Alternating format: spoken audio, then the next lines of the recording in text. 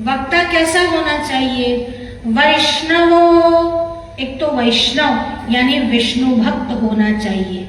विरक्तो वैष्णवो विप्रो वेद शास्त्र विशुद्धिकृत, विरक्त होना चाहिए। विरक्त का अर्थ ये नहीं कि सन्यासी ही हो, गृहस्थी नहीं हो, ऐसा नहीं, पर विरक्त हो जाना चाहिए। जब वो कथा करने आए तब वह लोभी नहीं होना चाहिए, उसका ध्यान चढ़ावे पर और दक्षिणा पर ही नहीं जाना चाहिए, संसार के सुखों में ही नहीं जाना चाहिए, ऐसा होना चाहिए।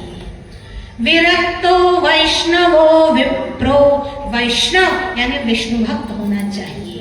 विप्रः यानी ब्राह्मण होना चाहिए। अब्राह्मण कथा नहीं कर सकता, और जितने जितने अब्राह्मण कथा करते हैं उसका परिणाम भी पाया जाता है।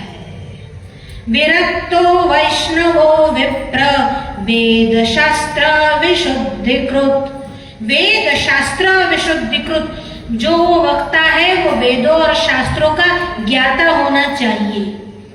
अभी तो हालत ऐसी है कि जिसको 4 वेदों के नाम क्रम से बोलना नहीं आए वो अपने आप को वक्ता बताता है। वेदों की बात तो जाने दो, केवल पुराणों के विषय में भी उसका अध्ययन नहीं है, केवल मटकी फोड़ को ही वो भागवत की कथा बता देता है। ये कथाएं भागवत में आई है ये सब वो जानता ही नहीं है, केवल भगवान श्री कृष्ण का चरित्र जो 2-4 भजन में आया है वही सुना दिया।